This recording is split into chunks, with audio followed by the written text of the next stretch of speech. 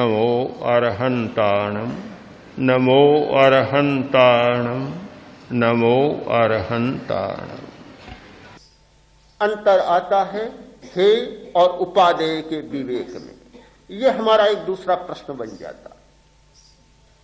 जहां ज्ञेय का प्रश्न है वहां सब कुछ जानने जैसा है। ध्यान आदमी को निकम्मा बनाता है। एक दृष्टि है सही, निकम्मा बनाता है। 1 घंटा ध्यान में बैठे, आपने कोई उत्पादक श्रम नहीं किया, न खेती का काम किया, न कपड़ा बुनने का काम किया, न सूटर बुनने का काम किया, कोई उत्पादक श्रम नहीं किया, और जो 4-4 घंटा लगा देते हैं वे तो बहुत निकम्मे आदमी है।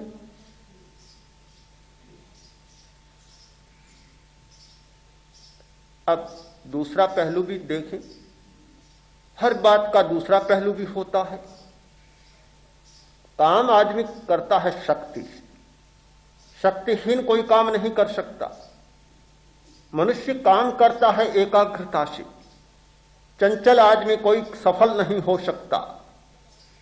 एकाग्रता और शक्ति ये दोनों कार्य की दक्षता के लिए बहुत मूल्यवान है। काम करना एक बात और दक्षता होना दूसरी बात है। आज के विज्ञान ने जो दक्षता का विकास किया है एक अमूल्य देन दी है। काम पहले ही होता था, आज दक्षता में इतना विकास कर लिया कि जो काम 10 घंटा में होता था वह आज 10 मिनट में निपटाया जा सकता है। लोग कहते हैं जापान ने बहुत प्रगति की। क्यों की? कारण क्या है? एक दिशांतरण हुआ है, उनकी दिशा बदली है, और दिशा बदली है उसके पीछे एक बड़ा कारण है एकाग्रता। जापानी लोगों ने ध्यान के द्वारा बहुत लाभ उठाया है। वे स्वयं स्वीकार करते हैं कि जापान के लोग जब से ध्यान करने लगे उन्होंने शरीर का बल पाया है, मनोबल पाया है।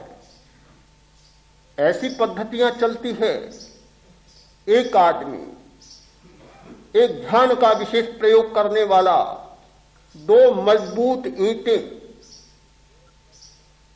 हाथ में दे दें, केवल हथेलियों का दबाव देगा और देखते देखते दोनों ईंटें चूर चूर हो जाएगी। यह बल ध्यान के द्वारा विकसित किया है। लड़ने की कला विकसित की है। एक निहत्था आदमी एक शस्त्र वाले के साथ लड़ सकता है।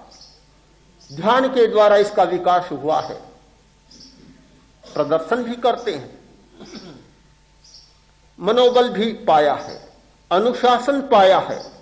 अनुशासन का इतना विकास, जीवन देते समय बात नहीं सोचते, जीवन का भी विसर्जन कर सकते।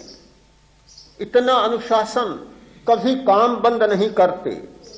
हिंदुस्तान में हड़ताल होगी, 10 दिन हड़ताल, 10 दिन ताले लग जाएंगे। जापान में हड़ताल होगी, हड़ताल 10 दिन चलेगी, काम 1 दिन भी बंद नहीं होगा। हड़ताल है और काम सब चल रहा है बराबर, केवल हाथ के काली पट्टी बंधी है। समझा जा रहा है कि हड़ताल हो रही है, पर काम नहीं बंद होगा। यह अनुशासन कहां से विकसित हुआ? यह काम करने की प्रखरता कहां से आई? एकाग्रता और ध्यान के बल से प्राप्त हुई। जहां कहीं भी देखें, ध्यान ने मनुष्य को इतनी शक्तियां दी हैं कि जो व्यक्ति, जो समाज और जो राष्ट्र ध्यान नहीं करता वह शक्ति शून्य समाज होता है। आज का वैज्ञानिक क्या एक ध्यानी नहीं है? मुझे लगता है कोई भी वैज्ञानिक गहरी खोज करने वाला कम ध्यानी नहीं है। ध्यान की कोई एक ही टेक्निक नहीं होती, एक पद्धति नहीं होती, और एक प्रकार से ही सीखा नहीं जाता। अनेक पद्धतियां हो सकती हैं। कुछ अभ्यास करने से आती हैं और कुछ अनायास अपने पूर्वकृत योग्यताओं से उतर जाती है। न्यूटन बहुत बड़ा वैज्ञानिक हुआ और बहुत बड़ी अद्भुत खोजें उसने की। जा रहा था, घोड़े पर चढ़ा हुआ, जाते जाते एक प्रश्न में उलझ गया, एक वैज्ञानिक समस्या को सुलझाने में लग गया। जब उलझ गया तो ध्यान तो दूसरी तरफ चला गया। अब घोड़े को चलाने का ध्यान तो रहा नहीं, नीचे उतर गया। लगाम हाथ में, घोड़ा चल रहा है, न्यूटन भी चल रहा है और दिमाग कहीं और चल रहा है। इतनी धीमी गति से चलता था कि बेचारा घोड़ा ही ऊब गया। घोड़ा तो घोड़ा है, उसे तो अपनी गति से चलना चाहिए। आदमी जितने मंथर गति से, घोड़ा कैसे चल सकता था? घोड़े की शक्ति जागी और लगाम को तोड़ दिया, घोड़ा भाग गया। न्यूटन तो घोड़े को अभी पकड़े चला जा रहा है, उसे पता ही नहीं कि घोड़ा चला गया, चला जा रहा है।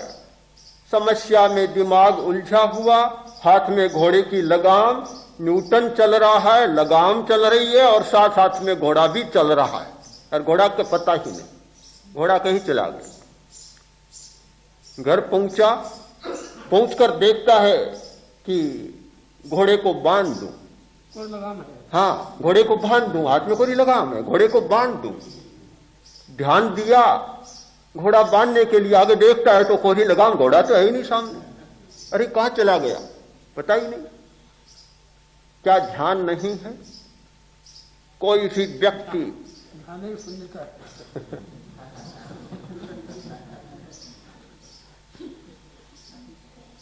हर विषय के प्रति शून्यता हो गई और एक ही समस्या में उलझ गया।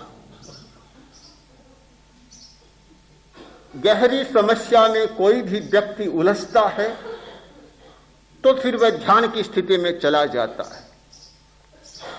गहरी एकाग्रता सधे बिना गहरे सत्य का कोई पता नहीं चल सकता, कभी नहीं चल सकता। शक्ति का विकास और एकाग्रता का विकास ये ध्यान के द्वारा संभव होता है।